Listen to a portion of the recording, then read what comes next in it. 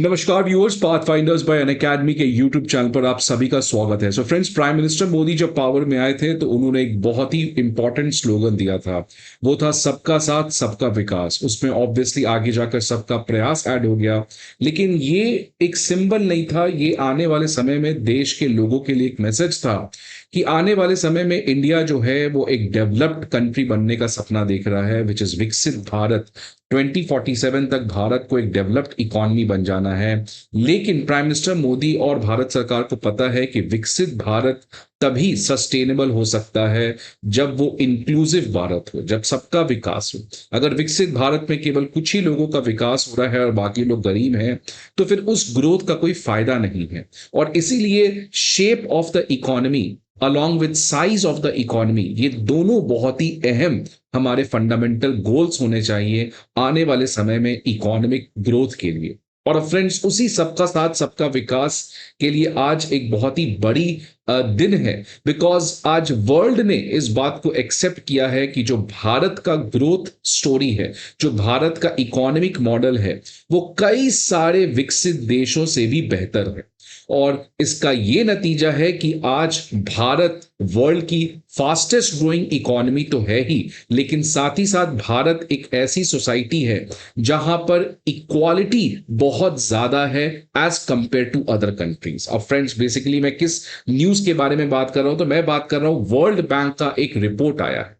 उस world bank के report में आज इसी सबका साथ सबका विकास मॉडल को क्रेडिट दिया गया। कहा गया है कि भारत जो है वो आज विश्व का चौथा इनकम इक्वालिटी वाला कंट्री है, जो कि G7 और G20 कंट्री से सबसे आगे है। मतलब आज इंडिया में अगर मैं इनकम इक्वालिटी की बात करूं तो आज इंडिया का रैंकिंग विश्व में चौथे रैंक पर है, विच मींस कि इंडिया का सोसाइटी जो है वो बाकी कंट्रीज के मुकाबले काफी ज्यादा इक्वालिटी के प्रिंसिपल पर एस्टैब्लिश है। अब फ्रेंड्स, इस न्यूज में क्या है आप देख सकते हैं कि वर्ल्ड बैंक के रैंकिंग के हिसाब से इंडिया का जो रैंक आया है फोर्थ स्पॉट। किस चीज में आया है? इनकम इक्वालिटी में। मतलब अगर मान लीजिए 100 लोग हैं तो वो 100 लोग कितना पैसा कमा रहे हैं। अगर वो सारे लोग इक्वल पैसा कमा रहे हैं तो उसका मतलब कि इनकम इक्वालिटी वहां पे ज्यादा है। अगर 100 लोग में 10 लोग बहुत ज्यादा कमा रहे हैं और बाकी 90 लोग बिल्कुल ना के बराबर कमा रहे हैं, तो वैसे सोसाइटी में इनकम इनइक्वालिटी बहुत ज्यादा होगी। भारत जो है उसकी जो एक सबसे खास बात है कि भारत की जो सोसाइटी है उसमें इनकम इक्वालिटी बहुत ज्यादा है, और इसी का नतीजा है कि भारत का जो रैंकिंग आया है वर्ल्ड में वो है फोर्थ स्पॉट। और इस फोर्थ स्पॉट के रैंकिंग का लॉजिक क्या है? तो लॉजिक है गिनी इंडेक्स। अगर मैं भारत के गिनी कोएफिशिएंट की बात करूं तो वो मात्र 25.5 है। इंडिया से आगे स्लोवाक रिपब्लिक है, स्लोवेनिया है और बेलारूस है। फ्रेंड्स, ये बहुत ही छोटे कंट्री हैं। भारत जैसे 140 करोड़ पॉपुलेशन के देश में इतना अच्छा गिनी इंडेक्स आना, ये बहुत ही इंपॉर्टेंट और काफी स्पेशल न्यूज यहां पर है। अब आपको मन में आ रहा होगा ये गिनी इंडेक्स है क्या? तो फ्रेंड्स, गिनी इंडेक्स बेसिकली एक ऐसा इंडेक्स है जिससे हमें पता चलता है कि उस देश में इनकम डिस्ट्रीब्यूशन कैसा है। मतलब क्या इनकम लोग जो कमा रहे हैं वो यूनिफॉर्म है, या इनकम की इनइक्वालिटी बहुत ज्यादा है। अगर गिनी इंडेक्स की वैल्यू 0 आती है, उसका मतलब उस देश में परफेक्ट इक्वालिटी है, मतलब सभी लोग एक ही समान इनकम कमा रहे हैं। और अगर इस इंडेक्स की वैल्यू 100 है, मतलब उस कंट्री में मैक्सिमम इनइक्वालिटी है। कुछ लोग बहुत ज्यादा कमा रहे हैं और मैक्सिमम लोग बिल्कुल ना के बराबर कमा रहे हैं। अगर मैं बात करूं भारत की गिनी इंडेक्स की वैल्यू, तो वो 2011 में 28.8 थी, जो अब घटकर 25.5 पर आ चुकी है, जिसकी वजह से भारत का जो इक्वालिटी है वो काफी ज्यादा बढ़ा है। भारत में जो इक्विटेबल ग्रोथ है वो काफी ज्यादा बढ़ा है। फ्रेंड्स, गिनी कोएफिशिएंट आप इस लॉरेंस कर्व की मदद समझ सकते हैं। ये जो लाइन है आपका, this is a line of perfect equality. मतलब यहां पर अगर कोई भी कंट्री में इस तरीके का ग्राफ होगा, मतलब 20% आबादी 20% इनकम कमा रही है, 40% आबादी 40% इनकम कमा रही है, 60% आबादी 60% इनकम कमा रही है, मतलब 100 के 100 लोग अगर देश में हैं तो सभी लोग सेम अमाउंट ऑफ मनी कमा रहे हैं। ऐसे केस में गिनी इंडेक्स की वैल्यू 0 होगी, मतलब परफेक्ट इक्वालिटी होगा, और वो ये वाला ग्राफ है। लेकिन रियलिटी में कोई भी कंट्री में इस तरीके का ग्राफ नहीं पाया जाता है। रियलिटी में ये कर्व जो है वो बेंट डाउन करता है और इस तरीके से स्टीपर होता है। जितना ज्यादा ये स्टीपर होगा उतना ज्यादा इनइक्वालिटी है, राइट। तो मतलब एग्जांपल आप समझ लीजिए इस वाले केस में, तो यहां पे अगर मैं नॉर्मल लाइन ऑफ इक्वालिटी की बात करूं तो 20% लोग 20% इनकम कमा रहे हैं, लेकिन रियलिटी में क्या हो रहा है, ये वाला ग्राफ है, मतलब 20% लोग मात्र इतना ही पैसा कमा रहे हैं। तो फ्रेंड्स, जितना ज्यादा ये स्टीपर होगा उतना ही ज्यादा गिनी इंडेक्स की वैल्यू ज्यादा होगी, उतना ही ज्यादा वो अनइक्वल सोसाइटी होगा। लेकिन भारत के केस में ये जो गर्व है ये नीचे जाने के बदला ऊपर जा रहा है, विच मींस भारत की सोसाइटी में इक्वालिटी दिन पर दिन और ज्यादा बढ़ते हुए नजर आ रहा है। अगर मैं बाकी कंट्रीज की बात करूं तो चाइना का देख सकते हैं फ्रेंड्स, बहुत ज्यादा है। इंडिया के 25 से चाइना का 35.7 है, 10% ज्यादा है।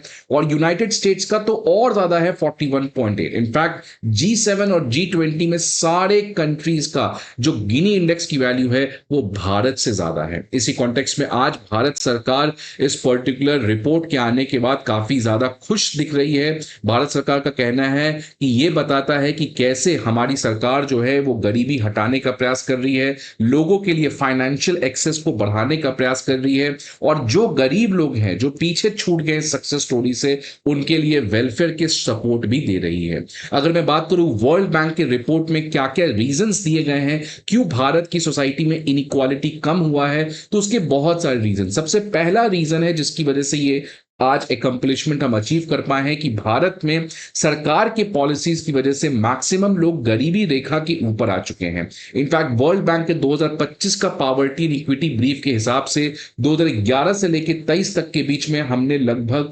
17 करोड़ इंडियन को एक्सट्रीम पॉवर्टी से निकाल दिया है, जिसका नतीजा है कि आज हमारा पॉवर्टी रेट 16.2% से घटकर 2.3% पे आ चुका है बिटवीन दिस 10 ईयर्स। तो फ्रेंड्स, ये बहुत ही बड़ा अचीवमेंट है जो भारत ने प्रयास किया। अब इसके कारण क्या है, तो सबसे बड़ा कारण है प्रधानमंत्री जनधन योजना, जिसकी वजह से आज इंडिया में लगभग 55 करोड़ बैंक अकाउंट खोले गए हैं, और फाइनेंशियल इंक्लूजन की वजह से लोगों को मनी लेंडर और इनफॉर्मल सोर्सेस से पैसा लेने की जरूरत नहीं होती है, जिसकी वजह से वो कर्ज के उस ट्रैप पे नहीं फंसते हैं।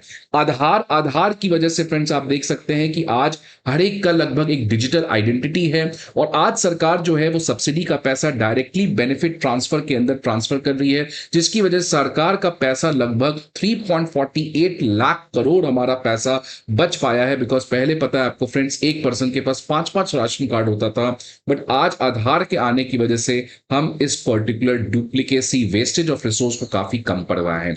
आयुष्मान भारत की वजह से जहां पे हर एक परिवार को, जो गरीब परिवार है उसको 5 लाख का हेल्थ कवरेज मिलता है, जिसकी वजह से आज हेल्थ केयर एक्सेस को लेके भी काफी ज्यादा इक्विटी बढ़ी है। स्टैंड अप इंडिया में SC ST और वुमेन एंटरप्रेन्योर्स, विश्वकर्मा योजना में आर्टिजन्स जो हमारे हैं, और प्रधानमंत्री गरीब कल्याण योजना में 80 करोड़ इंडियन सिटीजन्स को फ्री में खाना। तो ये सब रीजन है फ्रेंड्स कि आज भारत आगे तो बढ़ रहा है, लेकिन उस बढ़ते हुए स्टोरी में सबका विकास भी हो रहा है फ्रेंड्स। बिकॉज ऐसे किसी भी कंट्री में आप नहीं देखे होंगे कि इतने सारे सोशल जस्टिस के स्कीम जो हम चला पा रहे हैं। और इसी का नतीजा ये भी है फ्रेंड्स कि रिसेंटली ह्यूमन डेवलपमेंट इंडेक्स जो HDI रिपोर्ट निकाला गया था यूनाइटेड नेशन के द्वारा, उसमें भी भारत की रैंकिंग 3 पॉइंट बढ़ी है, लेकिन अभी भी फ्रेंड्स देख सकते हैं काफी ज्यादा पीछे हैं हम लोग, 193 में 130 है। अब इसका नतीजा क्या है फ्रेंड्स कि मैं यहां पर कह रहा हूं कि आज इंडिया की सोसाइटी इक्वल है, मतलब इंडिया में इनकम इनइक्वालिटी कम है, बट इसका यह मतलब नहीं कि इंडिया में लोग ज्यादा कमा रहे हैं। मान लीजिए यूएस में 1% कमा रहा है 1000 रुपए, तो इंडिया में अभी भी 1% कमा रहा है 50 रुपए, राइट। तो ऑल्दो यूएस में इनइक्वालिटी ज्यादा है, बट इसका यह मतलब नहीं कि वहां के लोग हमसे कम कमा रहे हैं, वहां के लोग हमसे ज्यादा कमा रहे हैं, लेकिन उनमें जो बंटवारा है, उनमें जो इनइक्वालिटी है वो ज्यादा है। इंडिया में लोग कम कमा रहे हैं, लेकिन इंडिया में जो इनइक्वालिटी है वो काफी कम है, बिकॉज सभी लोग कम कमा रहे हैं।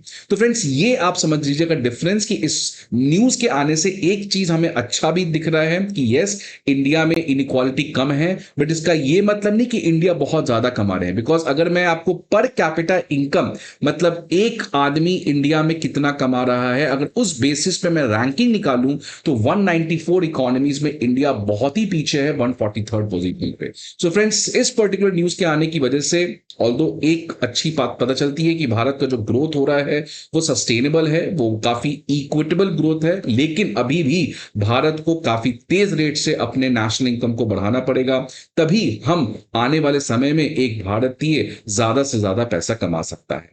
सो फ्रेंड्स आपके क्या व्यूज है इस पर्टिकुलर न्यूज के बारे में, please let me know in the comment box. I hope आपको ये वीडियो अच्छा लगे। See you again some another video, till then goodbye and take care.